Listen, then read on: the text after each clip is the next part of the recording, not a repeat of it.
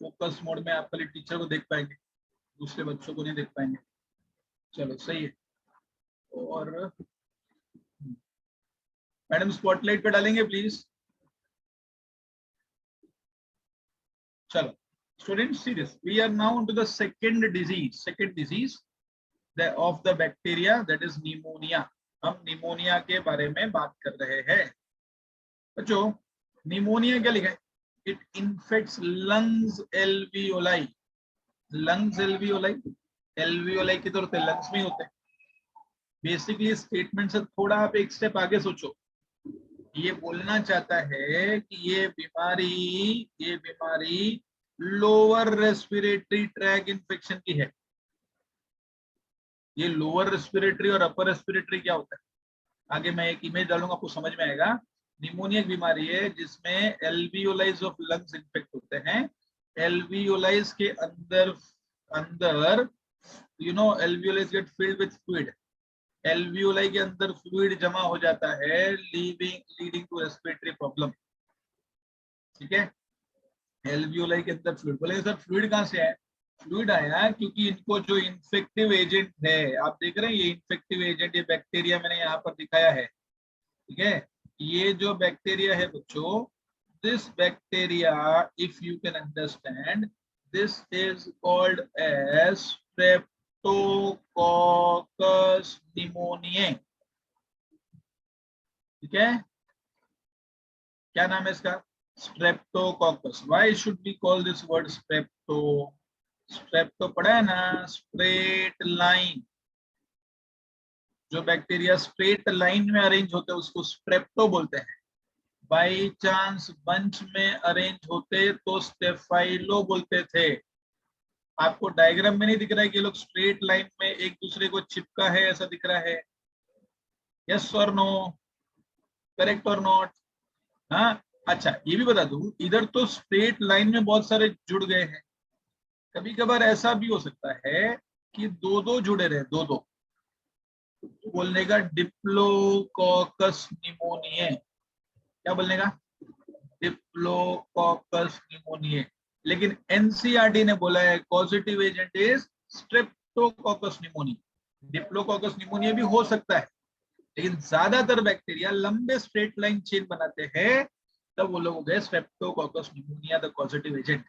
एक और है, वो है हीमोफिलस इन्फ्लुएंजाe। दो उसके पॉजिटिव एजेंट है। इसमें क्या होने वाला है? लंग्स के एल्वियोलाई के अंदर कफ जमा हो जाएगा। लंग्स के एल्वियोलाई के अंदर, तुमको ये एरिया दिख रही है, एरिया दिख रही है अंदर, इधर कफ जमा हो जाएगा। समझ गया कि नहीं? करेक्ट। अरे कफ जमा हो जाएगा तो यार एल्वियोलाई की जो नॉर्मल फंक्शन थी, exchange of gas, surface area वगैरह कम होने लगेगी, उधर कफ है, तो उस पर्सन को रेस्पिरेटरी प्रॉब्लम होगी। निमोनिया वाले पर्सन को एक्चुअली लंग्स में बहुत कफ बन जाता है। क्वेश्चन इस कफ कहां से आया?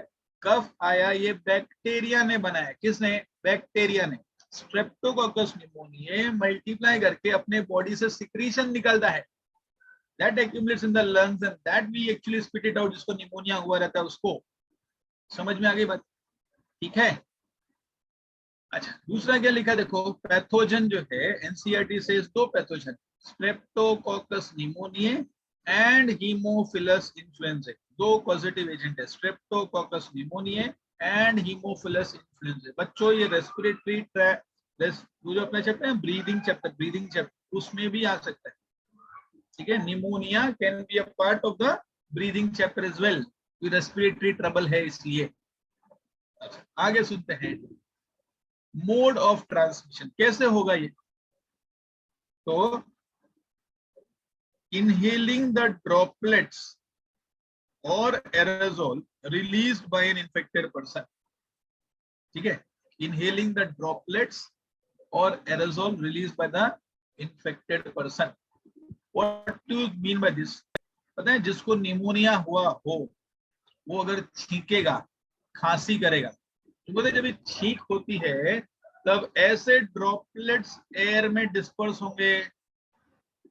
करना है, जोर से छींक आता है आछू, ठीक है, तो वो समय क्या रहेगा? तो इतना सारा ये माइक्रोस्कोपिक ड्रॉपलेट्स निकलता है जो शायद दिखे शायद ना भी दिखे। अरे जो निकल रहा है तो वो कफ, मतलब कफ बोलो या जो भी बोलो, उसके साथ बैक्टीरिया भी आएंगे कि नहीं। इसीलिए एक बंदा जिसको निमोनिया हुआ है, तो जो बार बार खांसी कर रहा है, छींक रहा है, उसके जो क्लोज कांटेक्ट में रहेगा, समझो the husband is having the disease and the wife is taking care of her, उसको भी बीमारी हो सकती है। बच्चे अगर उसके नजदीक आके खेल रहे हैं उनको भी हो सकता है। That is what we want to say. तो inhaling the droplets, I hope you understood the word droplet. Droplet क्या होता है? छींकने के बाद जो माइक्रोस्कोपिक चीजें निकलेगी वो सब छोटे छोटे, कभी कभी वो इतने छोटे होते हैं कि एयर में ऐसा घूमने लगते हैं, उसको बोलते हैं एरोसोल्स। अगर एरोसोल समझने केमिस्ट्री में आया रहेगा, जैसे हम लोग डीओ स्प्रे करते हैं, डीओ, परफ्यूम मारते हैं, परफ्यूम, तो वो डीओ परफ्यूम कैसे गैस में डिस्पर्स हो जाता है, वैसा एरोसोल्स। तो ये हो गया इनहेलिंग द ड्रॉपलेट और aerosol release by the infected person. It can also occur by sharing the glasses and utensils with an infected person. एक इन्फेक्टेड पर्सन है, हस्बैंड को बीमारी है, और वो उसको कुछ चाय वाय दिया या ग्लास में पानी दिया, उसके मुंह से कफ आ रहा है, तुम समझो मैं क्या बोल। यही ग्लास अगर सही से वॉश करके दूसरा कोई नहीं कंज्यूम करे और ऐसे ही पी ले तो दिक्कत हो सकती है। ठीक है। दूसरा दूसरा और सुनो, इसमें और क्या क्या लिखा मैंने। सिम्टम्स क्या है? सिम्टम्स है ना, व्हाट आर द सिम्टम्स। अच्छा, मैं तुमको ना एक बच्चों एक और चीज की जानकारी देना चाहता हूँ ना। सुना, मैं तुमको एक चीज का जानकारी देना चाहता हूँ। अरे यार चलो, हाँ ये भी मैं पीछे इसलिए किया कि मुझे स्लाइड पे लिखने के लिए जगह चाहिए थी। What information I am giving you, please be attentive. एक आपको एक वर्ड समझ में आना चाहिए, क्लिनिकल फीचर्स। समझे? This is divided into two sub type, one is sign, other is symptom. समझे? क्लिनिकल फीचर्स दो टाइप, दो सब टाइप बना सकता हूं मैं। What is sign, what is symptom. Unfortunately books में टिल 12th स्टैंडर्ड साइन और सिम्टम साथ में लिखे रहते हैं, जबकि दोनों में फर्क है। व्हाट इज सिम्टम, मेरी भाषा में सुनो। Symptom means actual complain given by patient to doctor, ये होता है सिम्टम। समझे? जरा ध्यान से सुनो मैं क्या बोलना चाहता हूँ बच्चों। Be attentive what I am trying to say. सुनो, अगर मैं कोई डॉक्टर के पास जाऊं और डॉक्टर को बोलूं, डॉक्टर मेरे को पेट में दर्द है, सर में नहीं, it is me to understand where the pain is because I am the patient.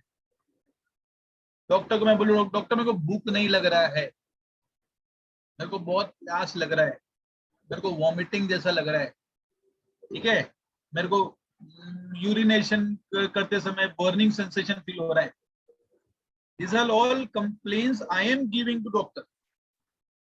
समझ में आया? सिम्टम मतलब वो तकलीफ है जो पेशेंट नरेट करता है डॉक्टर। ठीक, क्लियर, कोई दिक्कत सिम्टम में? So now comes what is sign. Sign क्या चीज है? Sign is something which is concluded by doctor using his or her medical knowledge.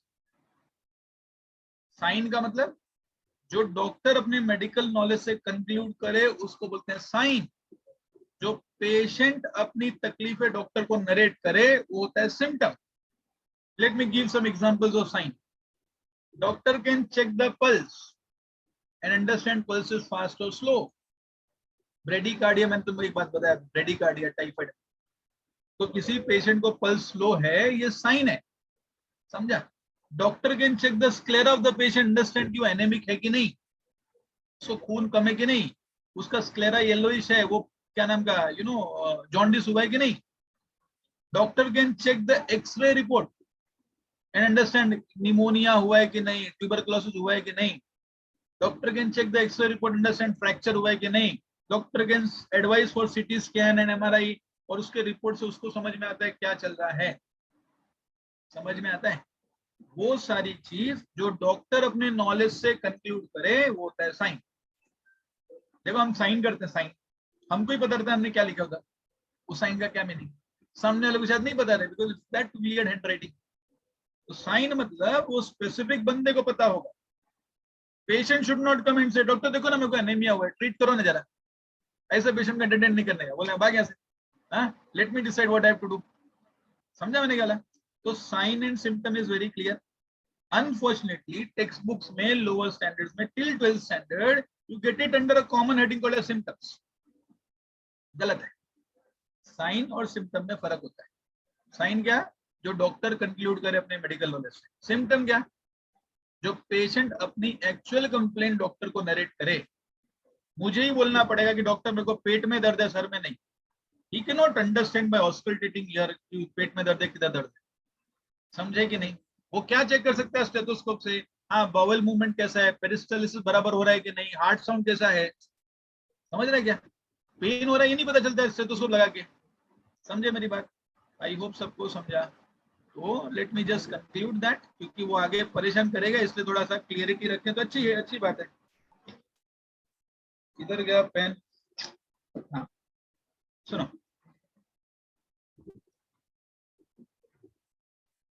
Madam spotlight पे डाला है मेरा वीडियो। देखो साइन क्या लिखा है, साइन, साइन these are लिखो, conclusion made by doctor using his medical knowledge।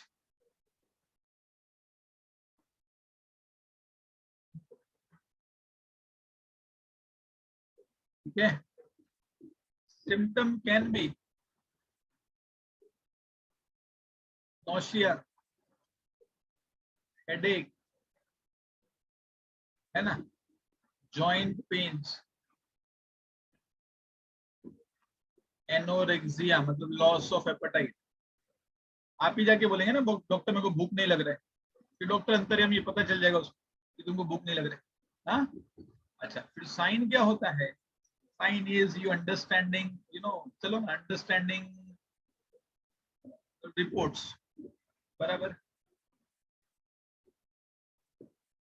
Medical reports. ठीक है। और भी कुछ बोल सकते हैं, पैलर, चीजें येलो जैसी हो जाती है, साइनोसिस होता है। साइनोसिस क्या होता है?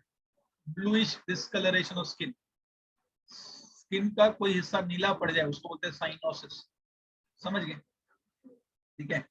ऐसी तमाम चीजें होती है। एक्चुअली पता नहीं तुमने वर्ड सुना है कि नहीं, हिपैटोमेगाली, स्प्लीनोमेगाली, लीवर या स्प्लीन का एनलार्जमेंट। ये ना, ये डॉक्टर को पाल्पेट करके समझता है, डॉक्टर को लीवर पे टच करके समझता है, यार इधर लीवर का बॉर्डर बढ़ गया है, मतलब लीवर में स्वेलिंग हुई है। ये साइन में आएगा, सिम्टम में नहीं आएगा। समझे? चलो, ऐसा नहीं कि नीट में पूछेगा साइन क्या होता है, सिम्टम क्या, बट यू शुड नो भाई ये ब्रॉडर ऐसा विषय है। ठीक है। फोटो ले लो बच्चों, क्लास में लिखने का समय नहीं अपने पास। हाँ, जितना हो सके उतना लिखने का, सबसे पहला काम करने का फोटो लेने का, क्योंकि हमको एक अलग स्पीड पेज पढ़ना है, बराबर। तो 2 साल का प्रोग्राम थोड़ी अपना 8 महीने में सब खत्म करने का है। What is pallor? पैलर मतलब येलोइशनेस या slightly less reddish, less reddish. जिन लोग को खून कम होता है ना, इधर व्हाइट हो जाता है, व्हाइट स्क्लेरा एकदम व्हाइट हो जाता है, और जिनको जॉन्डिस होता है स्क्लेरा येलो हो जाता है, येलो। समझे कि नहीं? तो पैलर मतलब वही लाइट कलर हो जाएगा, लाइट कलर। ठीक। चलो आगे बढ़ते हैं। तो हाँ देखो, इधर देखो, इधर सिम्टम्स थे इसलिए मेरे को थोड़ा बताना था। रेस्पिरेटरी प्रॉब्लम होगा, फीवर आएगा, चिल्स ठंडी लगती है, खांसी आती है, खांसी में कफ भी आता है, याद रखना है बात। निमोनिया के पेशेंट में खांसी में बहुत सारा कफ निकलता है, क्योंकि अंदर कफ बन रहा है। कौन बना रहा है? स्ट्रेप्टोकोकस निमोनिया अंदर लंग्स के एल्वियोलाई में इन्फेक्ट किया और वहीं पे कफ बना रहे हैं। ठीक है। हेडेक होता है इन सीवियर केसेस, अगर निमोनिया अच्छे लेवल पे बढ़ जाए, बहुत ज्यादा अंदर कफ हो जाए, रेस्पिरेटरी सरफेस एरिया बहुत कम होने लगे, तब धीरे धीरे lips and finger nails will turn greyish to bluish colour. आया ब्लूइश कलर, उसको बोलते हैं साइनोसिस। मतलब एक होशियार डॉक्टर को पेशेंट का नाखून चेक करना चाहिए, नाखून। ये नाखून वाखून में अगर व्हाइट की जगह पे ब्लूइशनेस दिखे, लिप्स रेड की जगह पे हल्का सा ब्लूइश होने लगे, व्हाट इज दैट इंडिकेटिंग? अरे भाई सीवियर लेवल का दिक्कत है। कैसा सीवियर लेवल का? क्यों है ब्लूइश कलर हुआ? क्योंकि तुमको पता है अंदर लंग्स के एल्वियोलाई में तो कफ जमा पड़ा है, तो जो ऑक्सीजन ले रहे हैं वो डिफ्यूज करके ब्लड तक नहीं पहुंच पा रहा है उतना अमाउंट में जितना पहले पहुंचता था। कम ऑक्सीजन पहुंचेगा तो कम ऑक्सीजन बॉडी को मिलेगा, डीऑक्सीजनेटेड कार्बन डाइऑक्साइड का वैल्यू ज्यादा बढ़ जाएगा, that will turn the blood to be bluish red in colour. Do you understand? That is why the body will turn overall cyanosed. समझ गया सबको? ठीक है, चलो ब्लूइश कलर को साइनोसिस लिख दो प्लीज। हाँ ठीक है। ग्रे तो ठीक है, एक्चुअली ब्लैक कलर होता है, ब्लैक कलर उसको नेक्रोसिस बोलते हैं। कहीं पे आप ये भी लिख सकते हैं एक्स्ट्रा इंफॉर्मेशन, ब्लैक कलर रहेगा उसको नेक्रोसिस बोलने का। अगर कोई चीज काला वाला पड़े तो वो एक्स्ट्रा अलग से लिखो, हाँ इसके साथ मिक्स मिक्स मत करो। आगे बढ़ते हैं। अच्छा एक चीज और, थोड़ा सा आउट ऑफ सिलेबस है बट तुम जल्दी ये डॉक्टर बनेंगे तो ये सब काम आएगा। बच्चों इधर देखो, ये मैंने एक एक्सरे रखा है, एक्सरे। ठीक है, आप देख रहे हैं ये एरिया बराबर ब्लैक है, ठीक है, ये एरिया भी करीब करीब ब्लैक है, बट कैन यू से this is less black, this is almost white. क्या समझा? दिस इज प्रॉपर, ये दोनों सही है। इधर कफ इतना ज्यादा नहीं जमा हुआ है, इसके लोअर सेगमेंट में कफ बहुत जमा हो गया है, इधर तो और भर गया। Can you sense what I am trying to say? चलो थोड़ा सा एक्सरे आपको पहचानने को सिखा दिया मैंने। हाँ तो एक्सरे में हम ये जानना की कोशिश करते हैं दोनों पैरेलल चीजें बराबर है, मतलब देयर इज प्रॉपर हो, क्या बोलते हैं, डेंसिटी, तभी तो एक्सरे बराबर पास हुए थे। एक जहां पे कफ जमा हो गया वहां पे एक्सरे नहीं पास हो पा रहा है, तभी तो वो व्हाइटिश पैच आ रहा है। Are you getting? चलो ठीक, आगे बढ़ते हैं। हाँ नेक्स्ट, फिर क्या लिखा देखो। अब हम लोग वायरल डिजीज पे आ गए। देखो बैक्टीरियल डिजीज का नहीं खत्म, दो बैक्टीरियल डिजीज बता दिया, typhoid and pneumonia. I don't think so there is any trouble, है ना?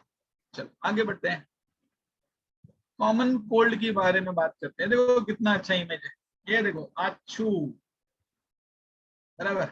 समझा क्या होता है इधर? हाँ तो कॉमन कोल्ड के बारे में थोड़ा समझते हैं। It infects the nose and respiratory passage, but not lungs. Can you see? Lungs तक इंफेक्शन पहुंच जाए मतलब सीरियस है, सीरियस है, समझे? Pneumonia is much dangerous than common cold. बच्चे लोग में सर्दी होता है एक बात समझा, लेकिन सर्दी अगर प्रोग्रेस करके निमोनिया में कन्वर्ट हो जाए तो तकलीफ है। हाँ many child you know neonatal age, बहुत छोटा एज के बच्चे लोग को अगर निमोनिया होने जल्दी हो जाता है तो it is threatening to the life as well. समझे क्या? ठीक है, तो common cold infects nose and respiratory passage but not lungs. क्या मैं बोलूं common cold is an upper respiratory track infection? देखो मैंने अपर रेस्पिरेटरी और लोअर रेस्पिरेटरी भी आपके लिए लिखा। अगर बीमारी नाक, फेरिंग्स और लैरिंग्स तक सीमित है तो आप बोलेंगे अपर रेस्पिरेटरी ट्रैक में गया वो। अगर बीमारी लंग, ब्रोंकाई, ट्रैकिया तक पहुंच गया तो बोलेगा लोअर रेस्पिरेटरी। कुछ इसमें सब ज्यादा लिखने की जरूरत नहीं, खाली मैं चाहता हूँ एनसीईआरटी ने आपको एक इशारा दिया है कि भैया pneumonia is lower respiratory tract infection and common cold is upper respiratory track infection. इतना बात दिमाग में क्या गया? कॉमन कोल्ड अपर रेस्पिरेटरी ट्रैक इंफेक्शन है, ठीक है। Pneumonia lower respiratory tract infection है। आपने टॉन्सिल सुना होगा, टॉन्सिल्स, टॉन्सिल्स फेरिंग्स के आसपास टॉन्सिल्स होते हैं, तो टॉन्सिल भी अपर रेस्पिरेटरी ट्रैक में जाता है। Tuberculosis, pneumonia lower respiratory tract infection में जाता है। समझे कि नहीं? ये जो आजकल कोरोना चल रहा है, कोरोना भी लोअर रेस्पिरेटरी में जाता है, फाइनली लंग्स में जाके दिक्कत लाता है। ठीक है, चलो आगे बढ़ते हैं।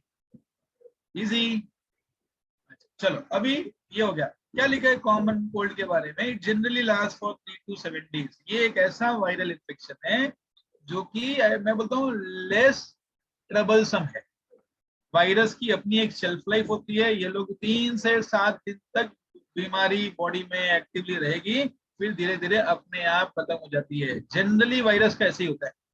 आप अगर नोटिस करें तो कोरोना वायरस भी एक टाइम था ना, when it was like growing and much growth, and now what we are noticing is fortunately the decline of it. बराबर है। उसके दूसरे वेरिएंट आ जाए वो एक अलग सिचुएशन है, बट एक पर्टिकुलर वायरस की, corona virus for example, is having a longer time frame to trouble. Common cold क्योंकि वो लेस इंटेंसिटी वाला है, वो 3 से 7 दिन में उसका गेम ओवर हो जाता है। समझे कि नहीं? बराबर है। आगे बढ़ते हैं ना। इसमें पैथोजन क्या है? Pathogen is rhino virus. ठीक है। Why should we give this name rhinovirus? Actually, the word rhino comes from the name rhinencephalon.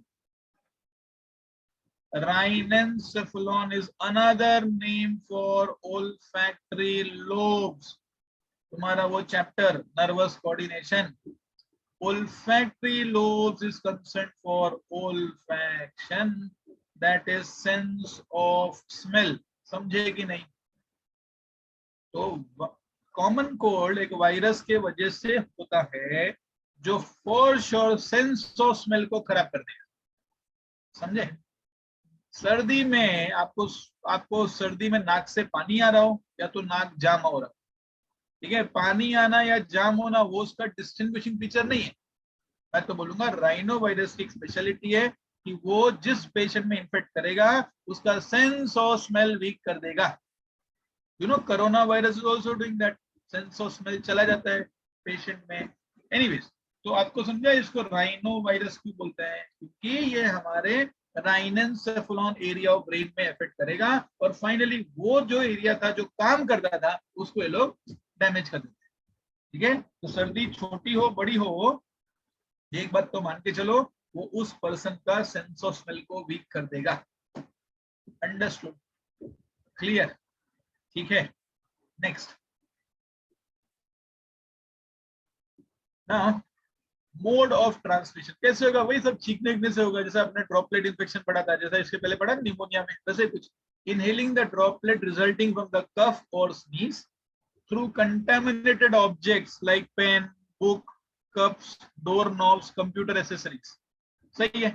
बराबर। मेरे को सर्दी हुआ है, मैं माउस पे काम कर रहा हूँ, ठीक है, ऐसा भी करके कर रहा हूँ, बराबर, माउस यूज कर रहा हूँ, और फिर बाद में मेरे बाद कोई यही माउस यूज करेगा, उसको भी हो सकता है, ऐसा कुछ बताए। बराबर है। चलो आगे बढ़ते हैं। सिम्टम्स क्या लिखा देखो, नेजल कंजेशन, जिसके लिए अपने को विक्स इनहेलर लेना पड़ता है। वो क्या करेगा? डायलेटर्स होते हैं लोग, डायलेट करेगा तो आपको सांस बराबर आना चालू होगी।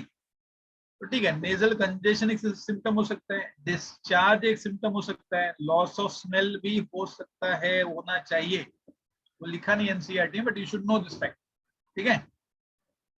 नेजल कंजेशन, डिस्चार्ज होएगा, नाक से पानी आएगा, फीवर हो सकता है, हेडेक हो सकता है, sore throat. What is sore throat? Okay, sore throat मतलब गले में खराश बोलो, या इंजरी जैसा, घाव जैसा हो गया ऐसा लगता है। समझे कि नहीं? ठीक है, जिसके लिए हम लोग वो स्ट्रेप्सिल्स यूज करते हैं, स्ट्रेप्सिल्स। मुझे लगता है इससे तुमको जल्दी समझेगा। नेजल कंजेशन के लिए क्या यूज करते हैं हम लोग? Vicks inhaler. बराबर। ठीक है। और सोर थ्रोट के लिए क्या यूज करते हैं? स्ट्रेप्सिल्स। कफ भी होता है, hoarseness. What is hoarseness? Unclarity of voice. Unclarity of voice, cough of जाम हो जाता है, देखो हमारा आवाज थोड़ा अजीब हो जाता है। एंड लास्ट में टायर्डनेस। ये सिम्टम्स है किसके? कॉमन कोल्ड वायरस के। ठीक है, ये कॉमन कोल्ड का वायरस है। आप देख रहे हैं ये भी कोरोना वायरस जैसा ही है इन अपीयरेंस। तो पता होना चाहिए कोरोना वायरस और ये राइनो वायरस करीब करीब सेम अपीयरेंस एंड स्ट्रक्चर के होते हुए। इनफैक्ट गवर्नमेंट टेक्स्ट बुक में आपको ये भी लिखा था कि राइनो वायरस, कोरोना वायरस, ये सब पॉजिटिव एजेंट है किसके? कॉमन कोल्ड के। तो एक डाउट आता है, सर ये वही कोरोना वायरस है जो हमको तकलीफ दे रहा है? नहीं, ये जो अभी का कोरोना वायरस है उसमें थोड़ी साइंस ऐसा भी है कि it is you know synthetically made, वो बनाया है country like China and all में, तो उसमें थोड़ी अलग आई वुड से स्ट्रेंथ है। अदरवाइज जो नॉर्मल कोरोना वायरस थे वो तो इसकी तरह राइनो वायरस की तरह ही कमजोर था, उसको मजबूत किया गया होगा। ठीक है, चलो आगे बढ़ते हैं नेक्स्ट। अब हम लोग आगे कौन से प्रोटोजुअल डिजीज में। अच्छा देखो बच्चों, प्रोटोजुअल डिजीज मलेरिया थोड़ा बड़ा है, मैं इसको नेक्स्ट लेक्चर में लूंगा। ठीक है, हम क्या करते हैं, बाकी सब थोड़े छोटे वाले आज खत्म करते हैं। See this प्रोटोजुअल disease, I am skipping malaria for this lecture, हम कल पहले लेक्चर में उसको लेंगे, बराबर है। हाँ अच्छा, प्रोटोजुअल डिजीज का सेकंड वन कौन सा है, एमीबीएसिस। यू कैन अंडरस्टैंड दिस, एमीबीएसिस को हम एमीबिक डिसेंट्री भी बोलते हैं। ठीक है, एमीबिक डिसेंट्री भी बोलते हैं। तो what actually is the positive agent, positive agent is ant amoeba histolytica.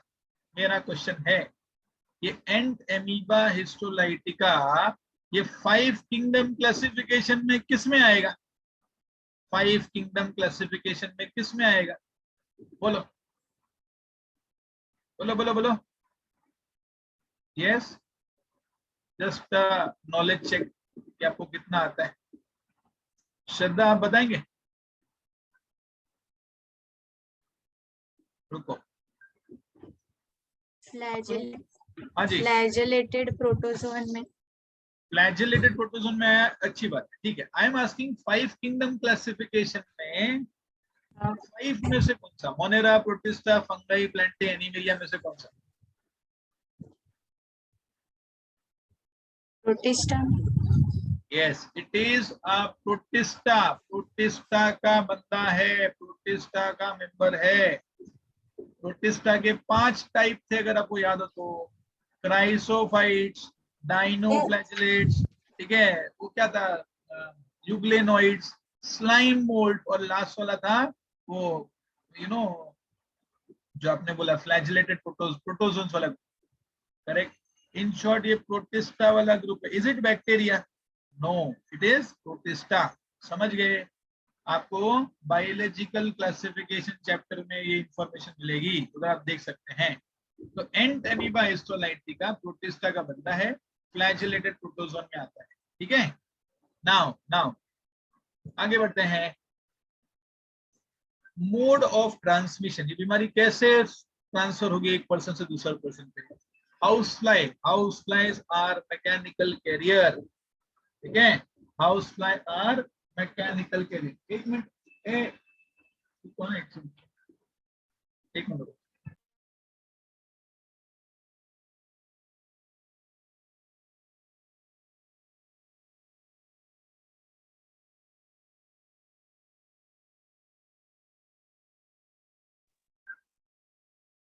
हाँ सुनो बच्चों, हाउस फ्लाई को मैकेनिकल कैरियर बोला है, मैकेनिकल कैरियर। तो मुझे एक आपसे प्रश्न है, हाउस फ्लाई या फॉर दैट मैटर एमीबियासिस, ये वेक्टर बॉर्न डिजीज लिखूं कि वेहिकल बॉर्न डिजीज लिखूं, सोच के बताना।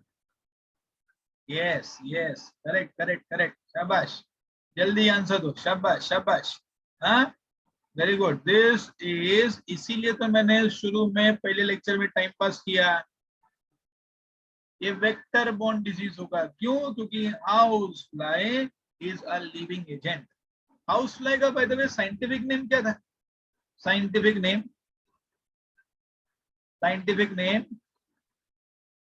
First chapter, Musca domestica, Musca domestica, शाबाश शाबाश, लिखो उधर, हाउस फ्लाई के ब्रैकेट में लिखो मस्का डोमेस्टिका। क्या पता कभी ऐसा ट्विस्ट करे तो एनसीईआरटी में MEBS is caused by Musca domestica, 3-4 के साइंटिफिक नेम दे दे, तकलीफ। बोले सर हम तो हाउस फ्लाई पढ़े थे, हाउस फ्लाई को तो मस्का डोमेस्टिका बोलते हैं। तो हाउस फ्लाई उधर लिखो Musca domestica, and it's a vector borne disease. This is going to transmit the parasite from the faeces to food and water. समझा, to which food and water, I would say to uncovered food and uncovered water, uncovered food and uncovered water. बात समझो मेरी बात क्या है, तुमको मैंने बताया था एमीबियासिस का जो पैथोजन है लाइक एंट एमीबा हिस्टोलाइटिका, उसके रहने की जगह किधर है? वो लार्ज इंटेस्टाइन में इन्फेक्ट करता है बच्चों, लार्ज इंटेस्टाइन। तुम याद करना, टाइफाइड में किसी को लूज मोशन नहीं होता है, लूज मोशन या स्टिकी मोशन जनरली नहीं होता। किसमें दिखा है आपको स्टिकी लूज मोशन? एमीबियासिस में होता है। अब तुम मुझे बताओ, स्टूल्स बनता किधर है? स्मॉल इंटेस्टाइन में कि लार्ज इंटेस्टाइन? लार्ज इंटेस्टाइन में स्टूल बनता है, तभी तो मेरे भाई एमीबियासिस, एमीबिक डिसेंट्री, ये लार्ज इंटेस्टाइन को इन्फेक्ट करती है। समझ में आया क्या? याद रखेंगे, typhoid occurs in small intestine, amoebiasis occurs in large intestine. समझ गए? तो सुनो, एक पर्सन ए है, उसके लार्ज इंटेस्टाइन में एंट एमीबा हिस्टोलाइटिका उसके लार्ज इंटेस्टाइन में इन्फेक्ट किया हुआ है। ठीक है, तो इस पेशेंट से जो भी सो कॉल्ड फीसेस निकलेगा, पर्सन ए जिसको बीमारी है, उसकी जो सॉलिड वेस्ट मटेरियल निकलेगी, उसके साथ एंट एमीबा हिस्टोलाइटिका के एग्स या अंडे या बच्चे निकलेंगे कि नहीं? समझा कि नहीं? वो निकलते हैं सिस्ट फॉर्म में, मतलब थोड़ा सा चिपचिपा मैटर होता है, स्टिकी मैटर होता है। That is why the motions in this patient is sticky, sticky loose motions होते हैं। कहने का मतलब, एक पर्सन ए को बीमारी है, उसके लार्ज इंटेस्टाइन में ये प्रोटोजोआ बैठा हुआ है, एंट एमीबा हिस्टोलाइटिका, वो उसके फीसेस से बाहर आ रहा है। अगर ये फीसेस जाके जाके फूड को इन्फेक्ट, अगर ये फीसेस जो जमीन पे जाएगा, ये फीसेस ऐसी मैं बोलूंगा एक्सपोज रहेंगे, तो ये फीसेस पे भी मक्खी बैठती है। मक्खी, समझता है मैं क्या बोल रहा हूँ? So मक्खी इस पे बैठेगी and she will be carrying inside her body ant amoeba histolyte. Now this मक्खी will go and sit on the uncovered food. हम बोलते हैं ना घर में फूड को कवर करके रखने का, ठीक है? नहीं तो मक्खी बैठेगी और हम बीमार हो सकते हैं। अब पता चला मक्खी कहाँ से आई होगी, बराबर है? तो मक्खी बीमारी लेके आ सकती है। कभी कभार वो जो है क्या बोलते हैं, वाटर के जरिए भी आता है। वाटर के जरिए आता है मतलब, प्लीज अंडरस्टैंड क्या लिखा है? House fly this will transmit the parasite from faeces to the food. Faeces से फूड पे लेके गया। फीसेस जो है कभी कभार फीसेस से वाटर बॉडी में भी जाता है। Understand? There is a still in village there is a trend of defecating outside. कभी कभार वो फीसेस वाटर बॉडी के कांटेक्ट में भी आता है। सिटीज में भी ऐसा हो सकता है। कैसे? जो टॉयलेट का पाइप होता है कभी भी फट जाता है, ब्रेक हो जाता है, तो वो फीकल मैटर बाजू के पानी वाली पाइपलाइन से अगर मिक्स हुआ, तो उस दिन जो बंदे पानी पिएंगे वो डायरेक्ट पानी, तो भी बीमारी वाला कारण हो सकता है। I hope you understood the reason and all that. चलो आगे बढ़ते हैं ना। कुशल बोलो क्या बात है? Good morning Kushal, how are you? Sir, fine, sir. Nice to see you smiling. हाँ बोलो। सर ये टाइफाइड में भी ऐसा ही होता है ना, जैसे ये फूड और वाटर के कंटामिनेशन से जो हम खाते हैं उससे टाइफाइड होता है। तो फिर जो फूड एंड वाटर पे भी जब जाता है वो पैथोजन, वो भी तो हाउस फ्लाई वगैरह से ही जाता है ना, तो वो कैसे वेक्टर बॉर्न नहीं है? हाउस फ्लाई से ही जाता है, हाँ बराबर। और तुम क्या बोले, टाइफाइड की बात कर रहे हैं? टाइफाइड कौन सा ऐसा बात कर रहे हैं? हाँ मतलब सर, जैसे अभी ये पड़ा एमीबियासिस में, तो इसमें भी फूड एंड वाटर से ही जाता है डिजीज, पैथोजन ह्यूमन बॉडी में। हाँ हाँ। तो ये भी तो फिर ये व्हीकल बॉर्न होना चाहिए ना, जैसे कि नहीं ना, टाइफाइड। सुनो सुनो, ये फूड में गंदगी किसने लाई? Who house was the fly. one to bring that dirtiness? It was housefly. कौन बीमारी कैरी किया from the infected area called as faeces to the healthy food? समझे? फूड में पहले से नहीं था, तो बीच में हमने एक व्हीकल बना दिया, कि एक ट्रांसपोर्ट का रास्ता बना दिया। वो कौन है? House fly. हाउस फ्लाई क्या करेगी? इन्फेक्टेड फीसेस पे बैठेगी और उधर का पॉजिटिव एजेंट ले आके फूड के ऊपर छोड़ेगी, जब वो अपने नेक्स्ट मील में जाएगी तभी। हाँ। तो इधर लेके आने वाला जो है वो कौन है? हाउस फ्लाई है। गलत नहीं हो, कभी कभार ये व्हीकल बॉर्न भी हो सकता है। लाइक व्हीकल बॉर्न भी हो सकता है, मतलब एक पर्सन ने डिफिकेशन किया क्लोजर टू पॉन्ड। गांव में एक छोटा सा पॉन्ड था, उसके बाजू में डिफिकेशन किया और पॉन्ड का समझो बारिश ज्यादा हो गई, वो पानी ज्यादा भर गया, तो फीसेस से भी वो पानी मिक्स हो गया। समझे मैं क्या बोला? हाँ तो इधर हाउस लाइट की जरूरत भी नहीं पड़ेगी, इधर पानी अपने आप फीसेस के टच में आ गया। तो मैं तो बोलूंगा कि एक पर्सन जिसको बीमारी होगी वो उस दूषित पानी पीने की वजह से होगी। समझे मेरी बात? हाँ ये लेकिन सुनो क्या बता रहा हूँ, ये अपने को ना नॉलेज थोड़ी सीमित रखनी है, सीमित। एनसीईआरटी ने क्या बोला है? House fly is a mechanical carrier. तो मतलब house fly being a living agent, हम उसको वेक्टर बॉन्ड में लिखेंगे। समझ गए मेरी बात? हाँ ठीक है। ये जो दूसरा व्हीकल बॉन्ड वाला हिसाब किताब है ना, वो रेयरली होता है, रेयरली ऐसा कंडीशन होगा। समझे? ज्यादातर ये केस में तो हाउस फ्लाई ही कॉमन कैरियर है। 99 या 90% प्लस केसेस में तो यही होगा। समझ गए? यस। ठीक है। हाँ तो सर फिर टाइफाइड को भी दोनों ही बोल सकते हैं ना, व्हीकल बॉर्न और अच्छा, वेक्टर बॉर्न का भी बोले। टाइफाइड को बताता हूँ। टाइफाइड में यस, टाइफाइड में आपको ये वो भी व्हीकल और वेक्टर बॉर्न दोनों हो सकता है। करेक्ट हो आप? हाँ, उधर भी house fly can be the carrier and at times it can come by contaminated faeces या वाटर। यस यस, चलेगा, कोई दिक्कत नहीं, रास्ता तो वही है, फीको ओरल रूट से ही आता है। समझ गए कि नहीं? हाँ हाँ ठीक है, चलो आगे बढ़ते हैं। सिम्टम्स क्या लिखा है? कॉन्स्टिपेशन होता है, एब्डोमिनल पेन होता है, क्रैम्प्स आते हैं, stools will come out with excess mucus. Mucus मतलब स्टिकी स्लिपरी थिंग। जो कफ होता है ना, कफ, वैसे ही कफ जैसा स्टूल्स में भी जाता है। And at times there will be blood clots, मतलब ब्लड भी मिक्स हो सकता है। ठीक है, बराबर। तो स्टिकी, मैं तो बोलता हूँ अगर एमईबीएस को एक वर्ड में उसका सिम्टम बताना है, मैं बोलूंगा sticky loose motion with abdominal pain. ये एमईबीएस का ज्यादा क्लियर लक्षण है। At times blood mixed. ये सब मगजमारी छोड़ दो, एक ही word, sticky loose motion with abdominal pains, at times blood mixed. ये होता है एमईबीएस का क्लियर सिम्टम। समझ गए? ठीक है, फाइन। एक एक वेग पे मक्खी बैठती है, अब ये मक्खी, इसके पहले इसका डाइट क्या था तुम समझ गए ना? बराबर। इसीलिए हमको कवर करके ही चीजें यूज करनी चाहिए। नेक्स्ट, अब हम बात करते हैं हेलमिंथ डिजीज। किसकी बात कर रहे हैं? Helminth disease. ठीक है, helminthology, study of worms. Helminthology, study of worms. जो दवाइयां दी जाती हैं हेलमिंथ को मारने के लिए, उसको हम बोलते हैं एंटी हेलमिंथिक ड्रग्स। एंटी मतलब ऑपोजिट, ऑपोजिट टू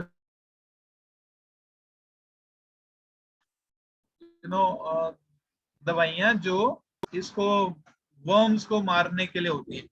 एक नाम मैं बोलूंगा, आप प्लीज लिख के रखो, right this extra information. Albendazole. माना पूछने के चांस कम है, लेकिन आप साइंस सब में रिपीट कर रहे हैं, तो फिर आपका एक भी मार्क्स जाना नहीं चाहिए, ये हमारी आशा है। Albendazole is the most prominent anti-helminthic drug. समझ गए? बच्चों को जो पेट में वर्म्स होते हैं ना, कीड़े होते हैं ना, डॉक्टर एल्बेंडाजोल टैबलेट लिखता है। बराबर, ठीक है। कल के दिन आपको कोई ऐसा पेशेंट मिला, आप उसको दवाई लिख के दे सकते हैं। समझ गए? वे दवाई डॉक्टर भी लिख के देते हैं। फाइन, चलो, एंटी हेलमिंथिक मेडिसिन देंगे तो वर्म्स मर जाएंगे। उस मेडिसिन का नाम है एल्बेंडाजोल। ठीक है, आगे बढ़ते हैं। If we go further, ascariasis एक बीमारी है और दूसरी फाइलेरियासिस बीमारी पढ़नी है। एस्केरियासिस का pathogen is Ascaris which is an intestinal parasite.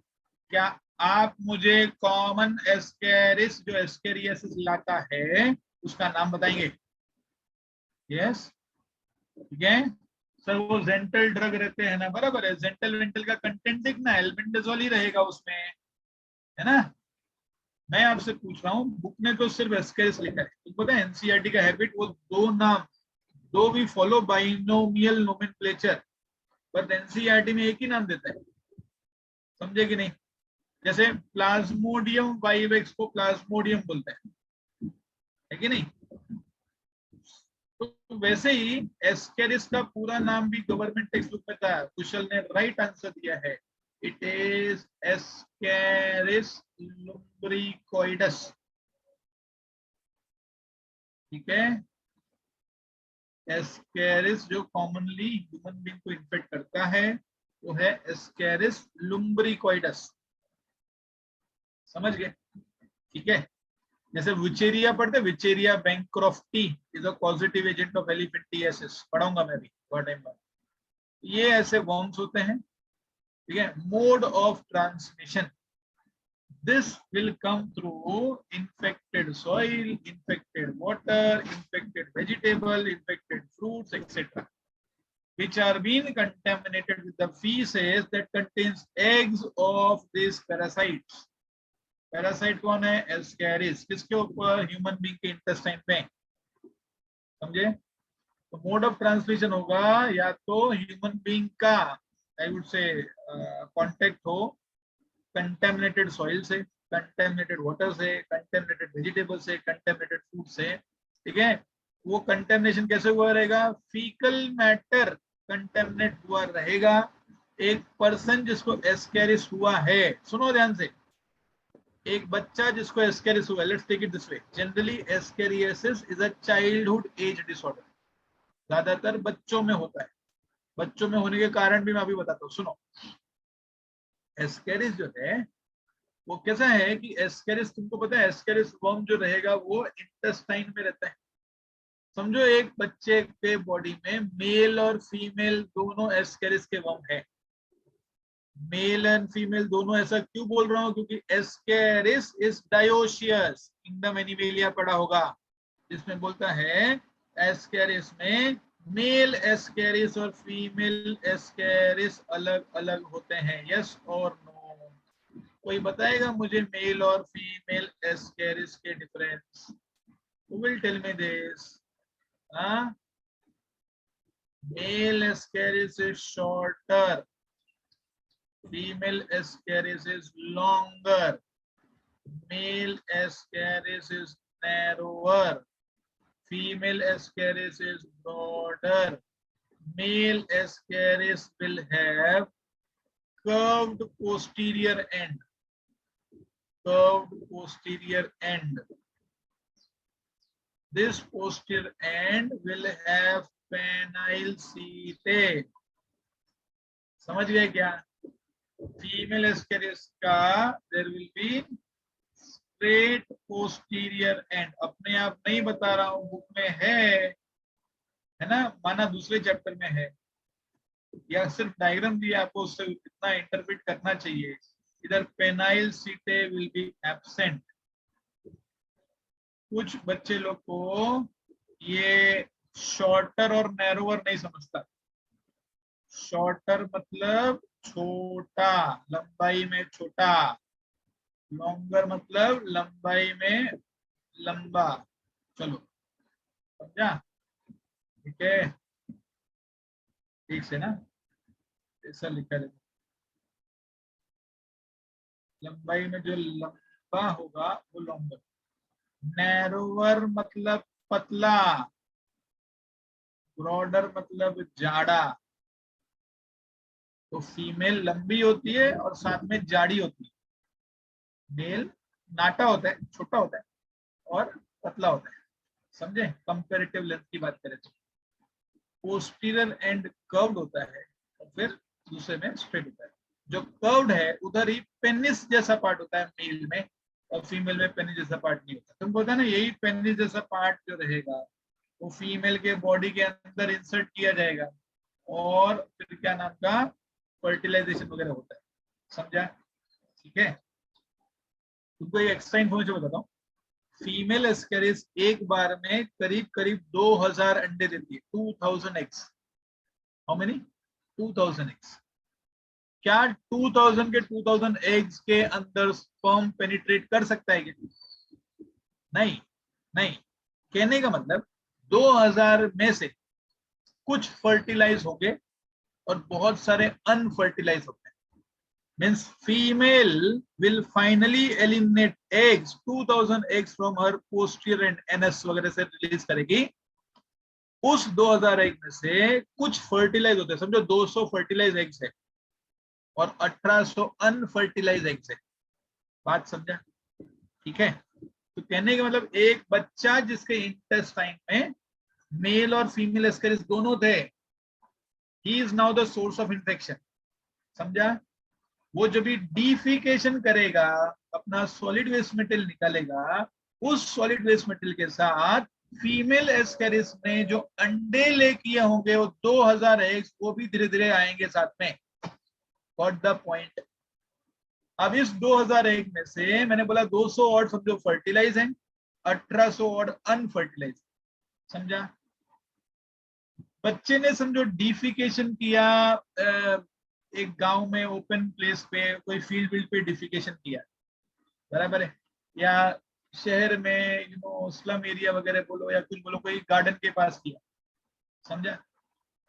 अब क्या होता है, वो तो डिफिकेशन करके बच्चा चला गया, दूसरे बच्चे आके उधर मट्टी में खेलेंगे, उधर गार्डन में खेलेंगे, गांव में खेत में मस्ती करेंगे, बच्चे खेलेंगे।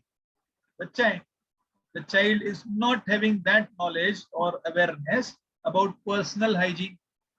जब वो मिट्टी में खेलता है तब वो जो फीकल मैटर कुछ समय बाद ड्राई हो जाएगा, उसके अंडे वंडे माइक्रोस्कोपिक सॉइल में मिक्स हो जाते हैं। तो मिट्टी में खेलने के बाद मिट्टी उसके नेल बेड के अंदर रह जाती है। समझे क्या बोला? अब बच्चा है, फिर वो वही मिट्टी में खेलेगा, भी वही वही उंगली को मुंह में भी डालेगा, तब उसको अंडे गए। अंडे जा सकते हैं दोनों, फर्टिलाइज भी, अनफर्टिलाइज।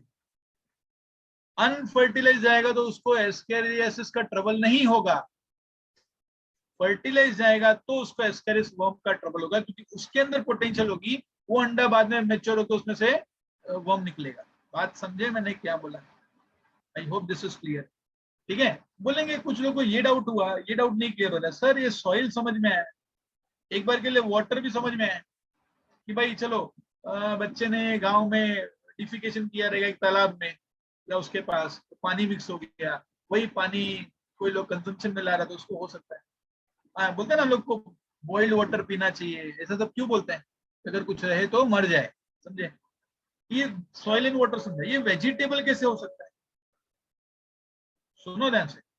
मुंबई में ही there is a trend of growing vegetable around the side of railway tracks. Railway tracks के बाजू में कुछ फैलो जो खाली जगह होती है, वहां पर उस जमीन पे लोग सब्जियां उगाते हैं। और तुमको पता है railway track is also a place for defecation, such a bad trend we follow in Mumbai type का मॉडर्नाइज सिटी। ठीक है, रेलवे ट्रैक्स पे भी लोग डिफिकेशन करता है। वो जो फैलो लैंड है जहां पर सब्जियां उग रही है, उधर ही लोग डिफिकेशन करेगा, तो सब्जी जो रहेगी, मतलब वेजिटेबल जो रहेगी, उसकी पत्ती वत्ती पे भी फीकल मैटर कंटेमिनेट हो सकता है। ठीक है, और ये वेजिटेबल्स जब बेची जाएगी, it should ideally not only been washed, wash होके काम नहीं खत्म होगा, एक्चुअली वो बॉइल करके कोई खाएगा तभी समझो he is disease free. But तुमको पता है कुछ सब्जियां ऐसी होती है जो हम रॉ भी खाते हैं, कच्चा खाते हैं, सलाद वगैरह, है ना, उसको तो बॉइल नहीं करते। तो मतलब there is a chance of you getting the disease from the uncooked vegetables. समझे?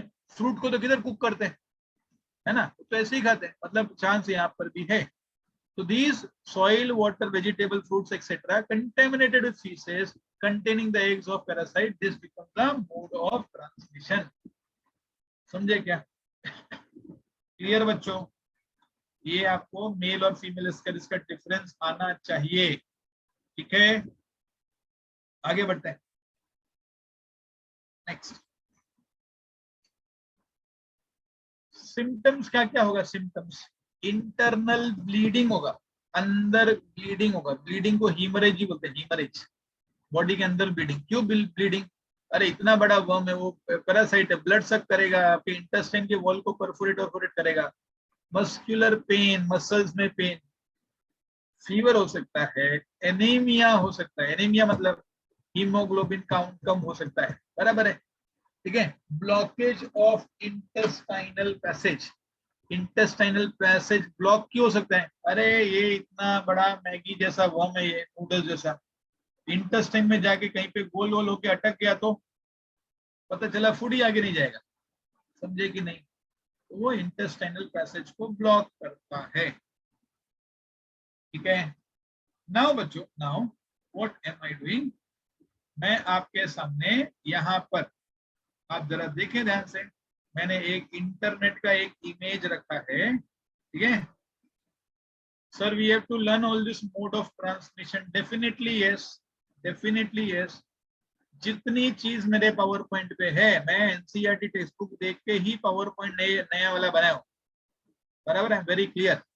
हाँ, 7 साल 10 साल पहले ज्ञान प्रकाश पांडे जो पढ़ाता था उसमें बहुत अलग था, अब जो पढ़ाते हैं बहुत अलग है, ठीक है। पहले मैं बहुत कुछ इधर उधर का बात करता था, अभी हमको एनसीईआरटी पे चिपक के बात करनी है, बात समझा? जितनी चीज काम की है उतनी ही हम पढ़ाएंगे। सो माय पॉइंट इज, ऐसा मैं बोलूंगा सिली क्वेश्चन नहीं पूछने का, क्या हमको ये सब भी पढ़ना है क्या? एनसीईआरटी में लिखा गया एक फालतू सा फालतू वर्ड भी पढ़ना है, समझे? फालतू सा फालतू वर्ड भी पढ़ना है, कोई एस्केप नहीं, कोई मर्सी नहीं।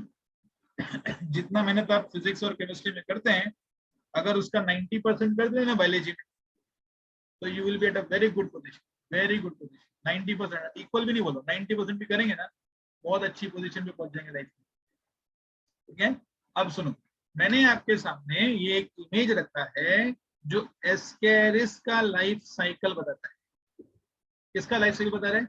एस्केरिस का लाइफ साइकिल बता रहा है, बराबर है, ठीक है। कैसा है बच्चों?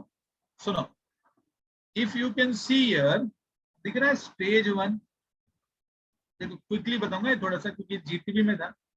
स्टेज 1 किधर है? इधर है, इधर इधर दिख रहा है, इंटेस्टाइन में। समझो किसी को फीमेल एस्केरिस और मेल एस्केरिस दोनों है कोइंसिडेंसली। एक ऐसा बच्चा है जिसके एब्डोमेन में दो दो कीड़े, दो दो वर्म्स है, एक फीमेल और एक मेल। दो फीमेल होगी तो कोई काम का नहीं, कोई काम का नहीं मीन्स एस्केरिस का लाइफ साइकिल पूरा नहीं हो सकता है। दो मेल एक ही बॉडी में रहेंगे, कोई काम का नहीं। इनको दिख रहा है, क्योंकि ये लोग मेल और फीमेल सेपरेट है, इसीलिए इनके चांसेस ऑफ सर्वाइवल भी थोड़ा सा कम है। इसको 2001 क्यों लेप करना पड़ा फीमेल को? यार 2000 में कंगाली में अगर 100-200 भी फर्टिलाइज हुआ तो उनकी जात, उनकी रेस चलेगी। तुम समझे मैंने क्या बोला? यू नो दिस इवोल्यूशन का एक प्रॉपर्टी है ओवर प्रोडक्शन। तो इसने अपने एग्स को ओवर प्रोड्यूस किया, तो उसको पता है 2001 ले करेगी तब जाके 100-200 फर्टिलाइज होंगे। Are you getting what I am trying to say? ठीक है, मैं क्या बोलना चाहता हूं, for a child to be potentially transmitting disease, he should have both male and female ascaris in his intestine। समझे? तब क्या करेगा, मेल एस्केरिस पेनाइल सीटे को यूज करके फीमेल के अंदर अपने स्पर्म्स इंजेक्ट करेगा, समझे? कुछ स्पर्म जाके इसके एग्स के साथ फर्टिलाइज हो जाएंगे। Finally female is the one which is going to lay eggs. कितने एग्स ले करेगी? 2000 एग्स। उसमें से कुछ फर्टिलाइज होंगे, कुछ नहीं फर्टिलाइज होंगे। अच्छा, ये एग्स जो भी ले किया, आपको समझ में आ रहा है ये एग्स कहाँ ले किए गए? अरे भाई, जब इंटेस्टाइन हो तो इंटेस्टाइन में ले करेगा, दिख रहा है? स्मॉल इंटेस्टाइन से धीरे धीरे धीरे धीरे लार्ज इंटेस्टाइन से फीकल मैटर के साथ एग्स निकल रहे हैं, और ये फिर से चला गया गार्डन में, बराबर। इस गार्डन में अब कोई बच्चा खेल रहा रहेगा तो उस खेलने के दौरान unfertilise egg as well as fertilise egg can be embedded into the nail bed of the child. बात समझा? अच्छा, इसमें से फर्टिलाइज वाला काम का है in terms of giving the infection. तो फर्टिलाइज वाला ये बच्चा फिर नाखून को मुंह में ऐसे डालेगा तो फिर ये माउथ से अंदर आ जाएगा, करेक्ट और not? Can you notice fourth stage पे पहुंच गए? अब ये अंडे गए अंदर और फाइनली किधर पहुंचा? इधर पहुंचा, इधर। समझे कि नहीं? This is stage number 5, stage number 5। Can you notice stage number 5 जो है, यहाँ पे छोटा सा वर्म हैच हो गया, हैच हो गया, माइक्रोस्कोपिक छोटा सा। जैसे ये हैच होता है ना, वो दिखता है अरे बाबा मैं कहाँ पहुंच गया, मेरे आजू बाजू तो एल्कलाइन कंडीशन है, dangerous alkaline condition, you know intestine is having alkaline pH. तो ये वेस्केल बोलता है अरे बाबा मैं तो इधर मर जाऊंगा। Now what is this small worm does, this will penetrate the intestinal mucosa. सुनो कितना स्ट्रेंज इसका लाइफ साइकिल है। ये इंटेस्टाइनल म्यूकोजा के अंदर घुस जाएगा, म्यूकोजल लेयर को पेनिट्रेट करेगा और सब म्यूकोजल लाइनिंग के ब्लड वेसल में पहुंच जाएगा, और ब्लड वेसल के रास्ते फाइनली ये लंग्स में चला जाता है। एक ही जगह उसको सही मिलती है रहने के लिए, वो है लंग्स। सरप्राइजिंग कि सर क्या वो कीड़ा लंग्स में भी आके रहता है क्या? यस रहता है, यस रहता है।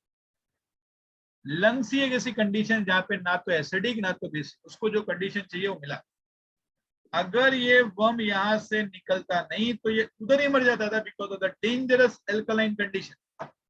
समझे क्या? तो ये अपना रास्ता इधर पहुंचा देता है, लंग्स से पहुंचा देता है। फिर लंग्स में कुछ दिन रहने के बाद दिस विल क्रीप अपवर्ड्स। कितना स्ट्रेंज बिहेवियर है सोचो। ये ऐसे ऊपर चढ़ता है चढ़ता है चढ़ता है, ट्रैकिया से फिर यू टर्न लेके इसोफेगस में आता है। ऐसा होता है क्या सर? रियली होता है, यस होता है। ठीक है, I being a doctor can tell you this better. तो ये जब ऐसे जाता है फिर ऐसे जाके फिर अब ये स्टमक में आ गया, स्टमक में आ गया और फाइनली फाइनल स्टेज में पहुंच जाता है। अब यहाँ पर ये लोग बड़े होंगे। एक ही डाउट, सर ये नाटक करके लंग्स में क्यों गया?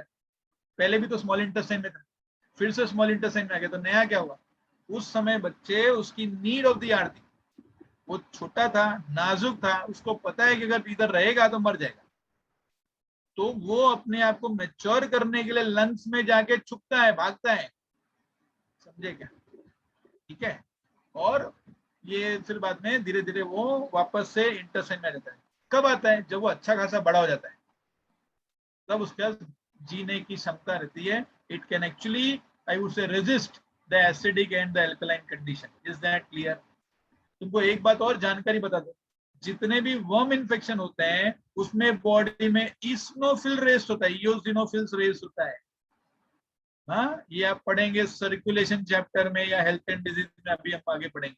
तो इसमें एसिडोफिल्स जिसको हम इयोसिनोफिल्स बोलते हैं वो बढ़ता है। प्लीज लिखेंगे, मैं ब्लड टेस्ट करूं?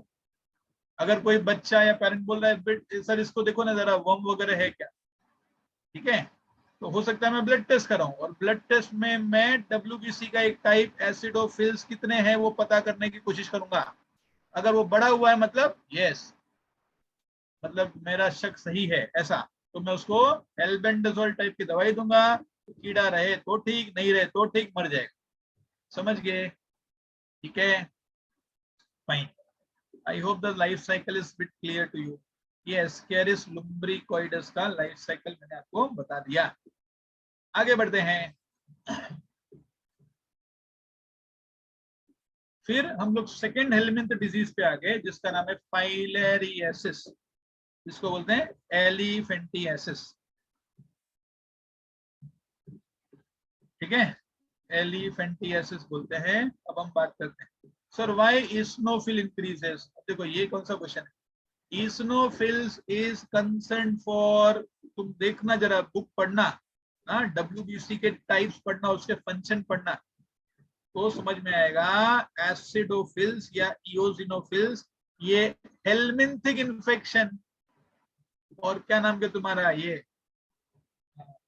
एलर्जिक एलर्जिक कंडीशन में बढ़ता है, हेलमिंथिक इन्फेक्शन वगैरह में भी बढ़ता है। समझ गया कि नहीं? ये तुम्हारे एनसीईआरटी में लिखा हुआ है in the chapter circulation chapter, circulation chapter जहाँ पे टाइप्स ऑफ WBC पढ़ोगे, acidophils, basophils, neutrophils, monocyte, lymphocyte, जो WBC के टाइप है वहां पर आपको मिलेगा ये। अच्छा, अब हम बात करते हैं फाइलेरियासिस एलिफेंटियासिस की। दूसरा एक हेलमिंथ डिजीज फाइलेरियासिस। बच्चों एस्केरिस की बात करेंगे तो कौन से फाइलम को बिलोंग करता है? एस्केलमिंथस। एस्केलमिंथस, तुमको याद है एस्केलमिंथस को हम राउंड वर्म्स भी बोलते थे, राउंड वर्म्स या थ्रेड वर्म्स। क्या पता कभी पूछे ऐसा कुछ ट्विस्ट करके एनसीईआरटी क्वेश्चन पूछे, ascariasis is because of dash phylum infection, क्या लिखेंगे? इट इज बिकॉज ऑफ क्या नाम का एस्केलमेंथस और राउंड वर्म का इन्फेक्शन। अंडरस्टूड? उन्हीं के छोटे जो माइक्रोस्कोपिक वर्म्स होते हैं उनको हम थ्रेड वर्म्स बोलते हैं, थ्रेड वर्म्स। तो एस्केरिस लंबे लंबे भी हो सकते हैं, दूसरे टाइप के एस्केरिस में छोटा माइक्रोस्कोपिक वर्म्स भी होता है, समझ गए? वो व्हाइट कलर के छोटे थ्रेड वर्म्स होते हैं। सबकी दवाई एक जैसी, एल्बेंडाजोल दे दो, सारे जितने भी वर्म्स थे स्वाहा हो जाएंगे, सब मर जाएंगे, समझ गए? Then going to the next thing, filariasis की बात करते हैं। फाइलेरियल वर्म और विचेरिया, ओके, पॉजिटिव एजेंट क्या है? फाइलेरियल वर्म है, उसको विचेरिया बोलते हैं। तुमको पता है पूरा नाम है विचेरिया बैंक्रॉफ्टी एंड विचेरिया मलई। राइट दिस नेम, एनसीईआरटी में होगा शायद, चेक करो बुक फटाफट। फाइलेरियसिस का positive agent is Wuchereria bancrofti and Wuchereria मलई, समझे? बराबर है, ठीक है?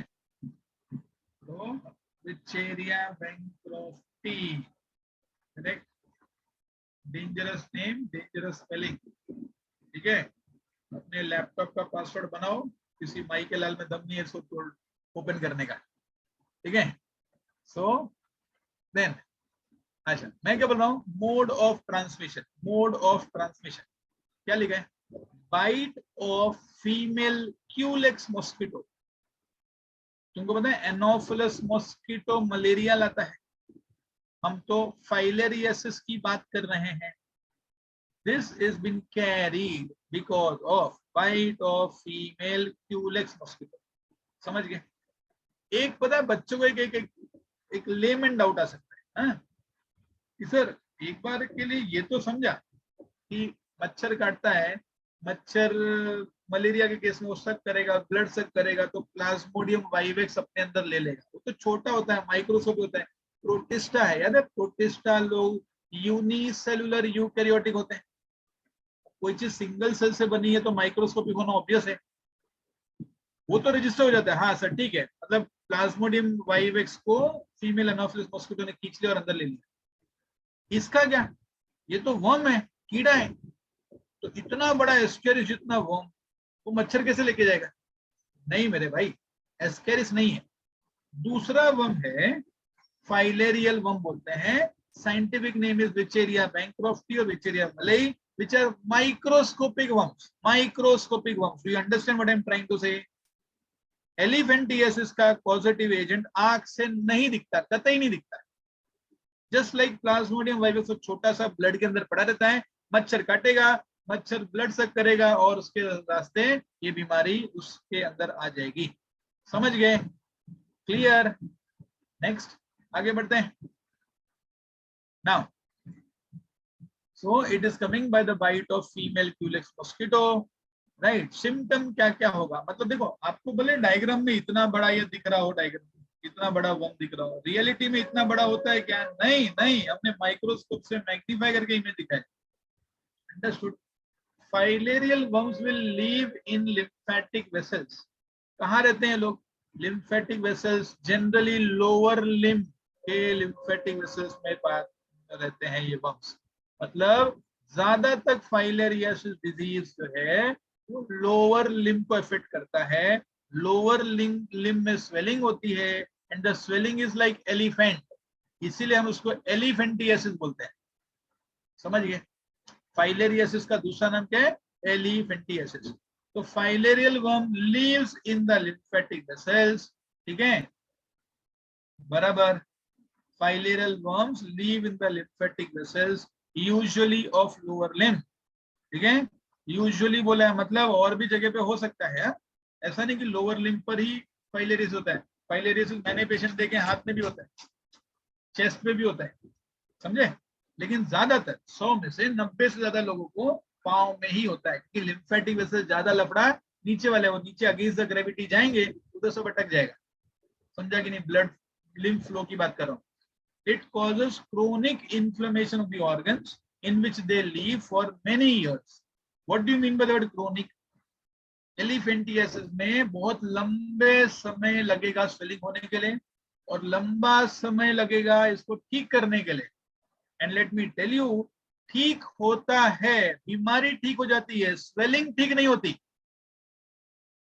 As a doctor I am telling you, when you treat elephantiasis patient, समझो एक पांव इतना जाड़ा था, हाँ, एक पांव जाड़ा था, 1 फीट जाड़ा था, 1 फीट 12 इंच जाड़ा हो गया था पांव, उतना होता है, उतना भी होता है। तुमने उसको दवाई दी, हो सकता है ये 1 फीट 12 इंच कम होके 8 इंच 7 इंच हो जाए, लेकिन स्वेलिंग फिर भी बरकरार रहेगी, आजीवन रहेगी, फुल लाइफ स्वेलिंग रहेगी। मतलब आप एज अ डॉक्टर उसका बीमारी ठीक कर देंगे, लेकिन उसका स्वेलिंग जो मॉर्फोलॉजिकल ट्रबल है वो जो है आप ठीक नहीं कर पाएंगे। समझ गए बात को? ठीक है, is that very very clear बच्चों? स्टूडेंट्स एक मिनट को, एक urgent,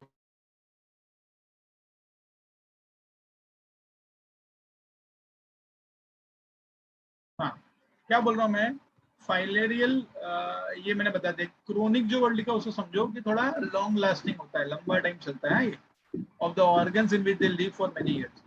Limbs and genital organs may be deformed. Limbs तो समझ में है, ये genital organ के, तुमको मैं बताता हूँ बच्चों। फॉर एग्जाम्पल ये देखो, ये मैं एक डायग्राम बना रहा हूँ। सपोज ये एक ह्यूमन बीइंग का लेग है, लेग, समझे? ठीक है, ये उसका ग्रोइन एरिया है। यू नो ग्रोइन एरिया क्या होता है? ग्रोइन एरिया वो होता है जहां पर लेग्स सेंटर से जुड़ते हैं, ये सब ग्रोइन एरिया होता है। ठीक है, एनीवेज ग्रोइन एरिया आगे आने वाला है, इसलिए मैंने थोड़ा बता दिया। अब सुनो, तुमको तो इसी जगह पर टेस्टिस भी होता है, टेस्टिस, है ना? तो टेस्टिस ऐसे सर्कुलर होते हैं। Testis is covered under the skin called as scrotum. Yes or no? अब जरा दो चीजों को अलग अलग ध्यान से समझेंगे। ये अंदर का सर्कल जो है वो है टेस्टिस, बाहर की जो स्किन की कवरिंग है वो होता है स्क्रोटम। समझ गए?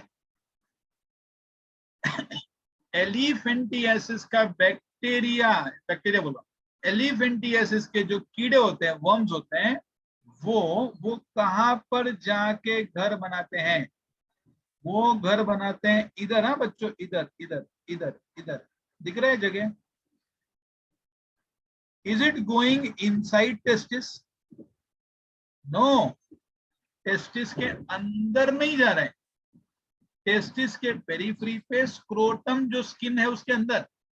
बेसिकली मैं बोल रहा हूं स्किन, देखो सुनो, आप एक काम करो ना, इधर जरा एक से ना, इस अभी मैं अननेसेसरी चीज जरा एक बार रद्द कर दूं, इसका इंपॉर्टेंस है जो मैं बता रहा हूँ, थोड़ा सा डिटेल्ड आना चाहिए। मैं क्या कर रहा हूँ सुनो बच्चों, व्हाट एम आई डूइंग, मैं एक स्क्रोटम, ज्यादा बड़ा हो गया, जैसे I am trying to show a normal scrotum and normal testis. ठीक है, जब इसमें इधर फाइलेरियासिस का हेलमिंथ घुस जाएगा तब ये ऐसा स्वेल हो जाएगा। Can you see testis remains same in size? What is visible for a layman, उसको लगता है उसके टेस्टिस में स्वेलिंग हो गई, स्वेलिंग, जबकि स्वेलिंग किधर हो रही थी? स्क्रोटम और टेस्टिस के बीच में बहुत ज्यादा फ्लूइड बढ़ गया। समझे कि नहीं? ये फ्लूइड जो बढ़ता है उसको हाइड्रोसील से भी रिलेट कर सकते हैं, watery accumulation between the testis and the scrotum। मैं खाली ये समझाना चाह रहा था कि एलिफेंटियासिस के पेशेंट में लिम्स तो जाड़े होते ही हैं, लिम्स के साथ स्क्रोटम भी सूजा हुआ दिखता है, उसके अंदर बहुत ज्यादा इंफेक्शन है, फूला हुआ दिखता है। Is that clear? So there is swelling of legs as well as the genital organs. Which genital organ we are talking about? Scrotum. Scrotum. और किधर swelling नहीं होती, ना तो पेनिस में होती है swelling, ना तो टेस्टिस में होती है swelling. सबको समझ में ही बात. ये सिचुएशन जहां पर स्क्रोटम के अंदर अच्छा खासा पानी जमा हो गया उसको हम हाइड्रोसील भी बोलते हैं, जो सर्जरी करके भी एट टाइम्स निकालना पड़ता है. हमको बेसिकली एंटी हेलमिंथिक दवाई देके पहले तो ये सारे कीड़े मारने पड़ेंगे, ये जो वर्म्स है ना, ये मारने पड़ेंगे, और फिर पानी अगर खत्म हो गया तो अच्छी बात है, नहीं खत्म हुआ तो छोटा ऑपरेशन करके वो पानी खत्म करना पड़ेगा. Got it? सिंपल. समझा क्या हुआ? आगे बढ़े. नेक्स्ट बच्चों, तो हेलमिंथ हो गया. हेलमिंथ ये बता दे. सिम्टम्स क्या लिखा देखो. Filarial worm lives in the lymphatic vessels, usually of lower limb. It causes chronic inflammation of organs in which they live for many years. Limbs and genital organs may be deformed. Which genital organ are we talking about? Scrotum. उधर लिख लो. Penis and testis remains unaffected. Penis and testis वो ये इसमें नहीं है, तो वो मम्मा वाले रूम में रहेगा. अरे नहीं, दादी वाले में. चलो बच्चों सुनो, तो ये हो गया. लिम्स एंड जेनिटल ऑर्गन्स में भी डिफॉर्म लिख लिया. आप देखो पहला इमेज है ना, पहला इमेज, ये पेशेंट को एलिफेंटियासिस हुआ है, हाथी पाँव बोलते हैं, हाथी पाँव. आप देख रहे हैं यहाँ पे लिम्फ वगैरह अंदर इकट्ठा हुआ है. अगर तुम थोड़ा ज्यादा क्यूरियस डॉक्टर है तो क्या करने का, इधर इंजेक्शन डालने का, इसका फ्लूइड निकालने का, उसको लेबोरेटरी में चेक करने के लिए भेजने का, तो आपको उसके अंदर ऐसे वाले कीड़े दिखेंगे. समझे मेरी बात? Microscopic worms will be visible. They are not visible with naked eyes. पता चला तुमने इंजेक्शन डाला अंदर से कीड़े बाहर आ रहे हैं, ऐसा नहीं होता है. समझे? ये जो आपको स्वेलिंग दिख रही है, ये लिम्फ के वजह से, लिम्फेटिक वेसल अटक चुका है, इसलिए स्वेलिंग आई है. अंदर वर्म्स जो होते हैं वो माइक्रोस्कोपिक होते हैं. अंडरस्टूड? अच्छा, एक दूसरा इमेज देखो. दूसरा image, if you see this dangerous image, यहाँ पर क्या हो गया, यहाँ पे बच्चों दिख रहा है लेग इतना ज्यादा जाड़ा हो गया. क्या आप देख रहे हैं लेग के साथ ये स्क्रोटम एरिया भी बहुत ज्यादा सूज गया है. This person, penis is not visible. Penis is like it is inside ऐसा, but penis was there because of the scrotum का increase in size. It is not visible. So what is unaffected? Penis and testis. What is affected? Scrotum got swell, and this swelling actually will have watery accumulation inside it. We also call it as hydrocele, water accumulation in the scrotal cavity. ठीक है, आगे बढ़े. बराबर. और सुनो, fungal infection है, easy है. देखो एकदम पानी कम चाय, क्या है इसमें? ये जो फंगल डिजीज है ringworm. Okay, ringworm के बारे में गवर्नमेंट टेक्स्ट बुक ने एक वर्ड लिखा था, आपको थोड़ा आना चाहिए. Ringworm is considered to be misnomer. Misnomer. What is misnomer? मतलब गलत नाम है, गलत नाम. ठीक है. What is the verbal meaning? Ring मतलब रिंग है ना, रिंग शेप रहेगा. वर्म मतलब worm, but is it any worm infection? Elephantiasis और तुम्हारा वो क्या नाम का एस्केरियासिस है क्या ये? Worm will be the causative agent? No, it's a fungal infection which gives the lesions which are of the shape ring like. Correct or not? बराबर है कि नहीं? रिंग जैसा हो रहा है कि नहीं? बराबर. तो रिंग जैसा दिखना किसी पागल ने इसको रिंग वर्म बोल दिया, साइंटिस्ट ने पहले. हाँ, दुनिया उसी को फॉलो कर रही, क्योंकि दुनिया को भी रिंग वर्म ही पता है. तुमको तुम ये समझाने जाएंगे ना रिंग वर्म का नाम चेंज करके ये बोलो, तो उससे कोई अवार्ड नहीं मिलने वाला है. Getting it? तो मिस नंबर मतलब गलत नाम है. समझ गए? ठीक है. Actually it's a fungal infection which has a ring shape. आगे बढ़ते हैं.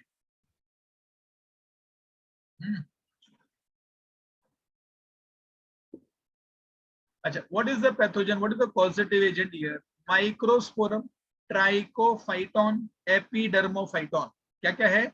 Microsporum, Trichophyton, Epidermophyton.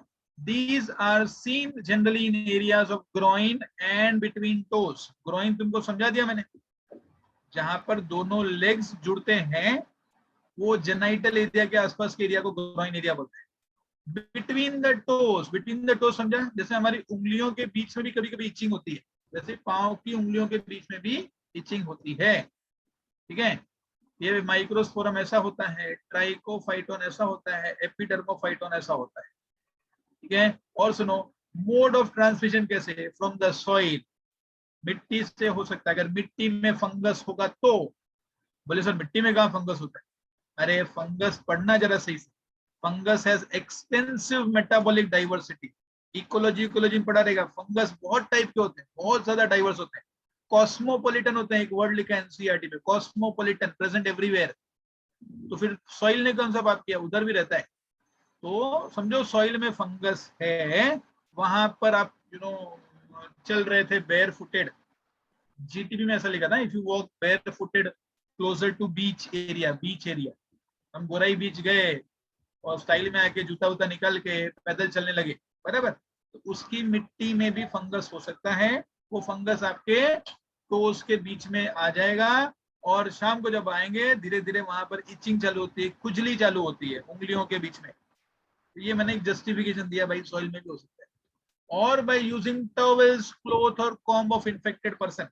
सही है, किसी को फंगल इन्फेक्शन है, किसी को ऐसा ये रिंग वर्म है, टीवी पे दिखता है ad, ring guard, itch guard, Betex lotion, Betex मलम, ये सब फंगस ही होते हैं, बराबर। ये सब नोटिस करो, किसी को हुआ है, वो जो टॉवेल यूज कर रहा है वो अगर आप यूज कर रहे हैं, फैमिली में किसी को हुआ है, वही टॉवेल आप यूज कर रहे हो सकता है। क्लॉथ भी अगर उसके कपड़े भी यूज करेंगे तो हो सकता है। कॉम्ब, पता है there are fungal infection of scalp also, dandruff is one of that. Dandruff भी फंगल इन्फेक्शन बोला जा सकता है, वो कंघी यूज करने से भी हो सकता है। Heat and moisture help the fungi to grow. Fungus will love to grow in area which is heated, which is not in direct exposure to sunlight. तभी तो ग्रोइन एरिया, बटक एरिया जो हमेशा छुपे हुए होते हैं, उधर फंगस ज्यादा होता है। बात समझे मैंने क्या बोला? हाँ, आपको कोई पेशेंट ऐसा नहीं मिलेगा फंगस इधर हो गया, देखो नोज के टिप पे इधर इधर इधर हो गया फंगस, इधर इधर फोरहेड पे। क्यों? डायरेक्ट सनलाइट गिरती है, ये छुपा हुआ एरिया नहीं है, इधर फंगस नहीं होते। ठीक है, तो बेसिकली मॉइस्चर, गर्मी, ये वो रहेगा तो फंगस होता है। अच्छा, if you see at times, ये तो मैंने थोड़ा एग्रेवेटेड फंगस बताया, जहां पर फंगस के साथ बैक्टीरिया भी आ गया तो पस वस भी दिख रहा है क्या? इधर हमको एंटी फंगल ट्यूब के साथ एंटीबायोटिक्स भी देने पड़ेंगे। एंटीबायोटिक्स विल इंश्योर कि बैक्टीरिया मर जाएगा, anti fungal cream will ensure कि फंगस मर जाएंगे। समझ गए? ठीक है, देन आगे क्या लिखा? सिम्टम्स क्या होगा बताओ? ये सूखे होते हैं, ड्राई स्केली लेजन। ड्राई मतलब तुम ऐसा नाखून से करेंगे ना तो कुछ तो निकलेगा, डैंड्रफ जैसा निकलेगा, समझे कि नहीं? नेल्स पे हो सकता है फंगल इन्फेक्शन, स्कैल्प पे हो सकता है। बच्चों, नेल्स पे फंगल इन्फेक्शन को क्या बोलते हैं? Right the name, onychomycosis. Onychomycosis. In fact, onychology is study of nails. Trichology is study of hairs. तभी तो हेयर ट्रांसप्लांट वाले ट्राइकोलॉजिस्ट बोलते हैं, आजकल बहुत पैसा कमा रहे हैं। ठीक है, बराबर।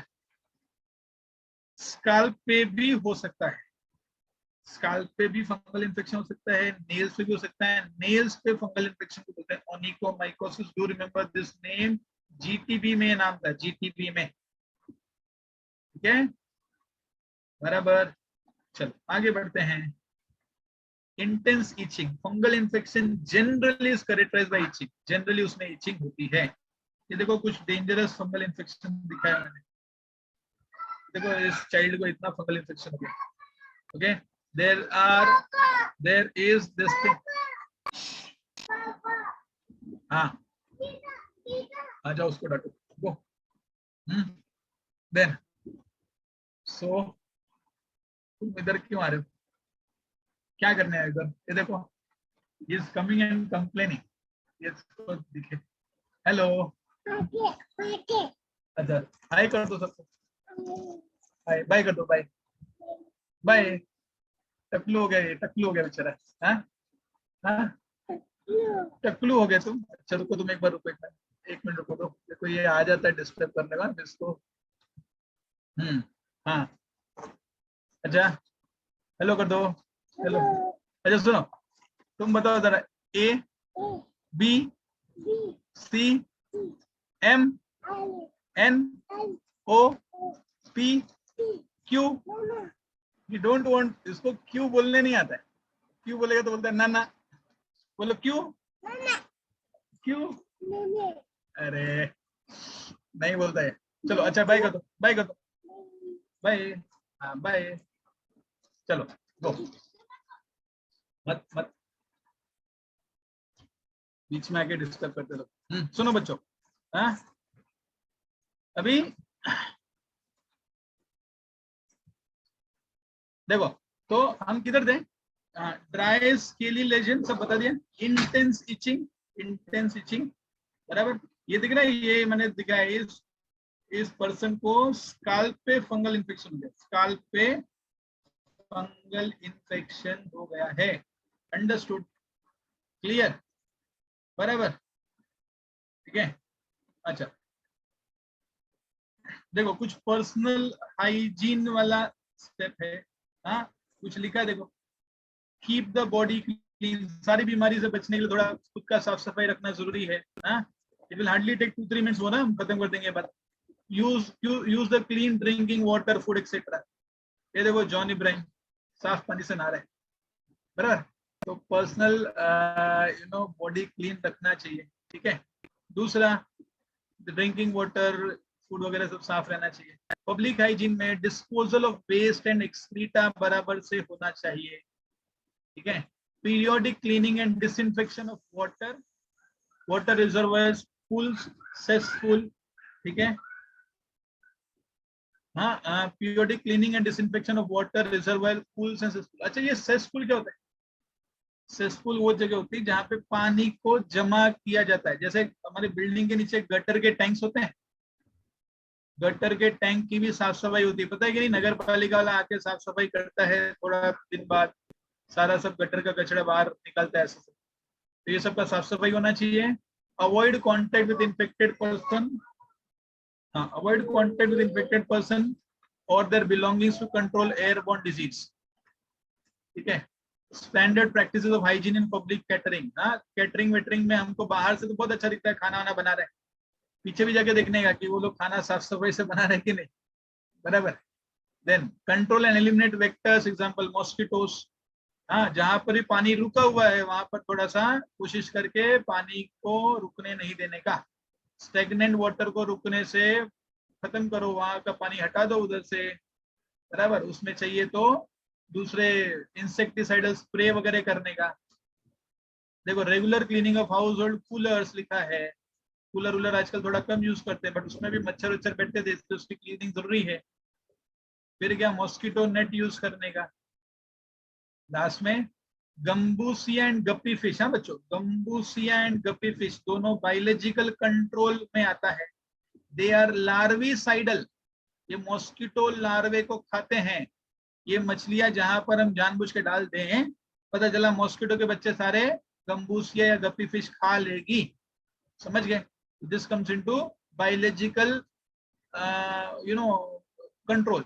मैं तो बोलूंगा ये प्रीडेटर प्रे रिलेशनशिप है. Predator prey relationship. Gambusia and guppy fish are predator of the prey called as mosquito larvae. ऐसा भी पूछ सकता है, इकोलॉजी से रिलेट करके लिख लो उधर. Gambusia and guppy fish will have predator prey relationship. ठीक है. लास्ट क्या लिखा देखो, spraying insecticide in ditches, drainage and swamp. ठीक है. जहां पर भी गटर वटर रहे उधर इंसेक्टिसाइड स्प्रे करने का, बराबर. हाँ doors and windows should be having wire with mesh and all that. ठीक है. This precaution can avoid vector borne disease like malaria, filariasis, dengue and chikungunya. बच्चों सुनो, अब देखो एक्स्ट्रा कुछ बात हो गई. डेंगू फीवर का पॉजिटिव एजेंट कौन है और इसका वेक्टर कौन है, चिकनगुनिया का पॉजिटिव एजेंट कौन है और वेक्टर कौन है, ये आप ढूंढ के रखो, नेक्स्ट लेक्चर में पूछूंगा मैं। समझ गए? बराबर, फाइन। वैक्सीन से इम्यूनाइजेशन होता है, स्मॉल पॉक्स, पोलियो, डिप्थीरिया। अच्छा ये सुनो, ये बच्चों can you see, smallpox, polio, diphtheria, pneumonia, tetanus मिला। Smallpox is a viral infection, polio is a viral infection, diphtheria, pneumonia, tetanus तीनों बैक्टीरियल इन्फेक्शन है। ठीक है, एक तुमको ये याद होगा, DPT, right the full form, diphtheria pertussis, it's not pneumonia, and T stands for tetanus. Pertussis का सिनोनिम है whooping cough। तीनों बैक्टीरियल डिजीज है, समझे? राइट। मैं तुमसे एक एमसीक्यू पूछूंगा नेक्स्ट थर्सडे के टेस्ट में। क्या डीपीटी का फुल फॉर्म बताओ, करेक्ट वाला क्या रहेगा? डिप्थेरिया, पर्ट्यूसिस, टिटेनस, या तो डिप्थेरिया, whooping cough, टिटेनस।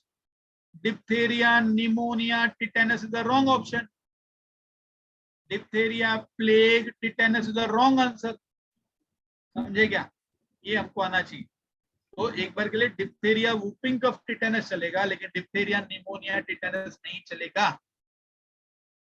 एक स्टेप मुझे लगता है आपको और आगे जाना चाहिए। क्या पता है? स्मॉल पॉक्स का पॉजिटिव एजेंट, पोलियो का पॉजिटिव एजेंट, डिप्थेरिया का पॉजिटिव एजेंट, निमोनिया का पॉजिटिव एजेंट, टिटेनस का पॉजिटिव एजेंट, ये सब निकाल के रखना। नेक्स्ट लेक्चर पूछूंगा और मैं आपको लिखवाऊंगा एक साथ। आप अच्छे से एनसीईआरटी में इतने नाम है, तो एक स्टेप तो आगे जाओ बच्चों। एक स्टेप क्या, खाली पॉजिटिव एजेंट निकालो। तुम एक टेबल बनाओ, टेबल, उसमें name of disease, positive agent, symptom. Symptom में भी हम एक वर्ड लिख देंगे, एक वर्ड। इतनी जानकारी हमको थोड़ी सी एक स्टेप आगे करनी चाहिए।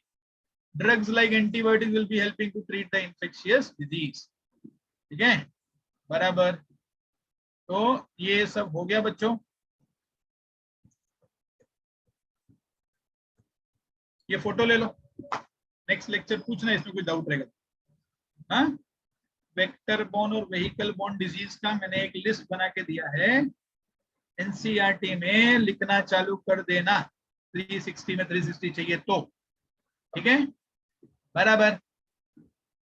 चलो, with this I and up the today's discussion. आज का काम हो गया।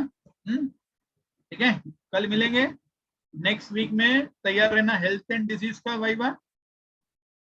मतलब इस वीक में टेस्ट तो हम नहीं स्टार्ट कर रहे, आपको पता है ना, नेक्स्ट वीक से टेस्ट चालू होगा। तो हेल्थ एंड डिजीज का टेस्ट भी देना रहेगा, वाइवा के लिए भी प्रिपरेशन रखना है।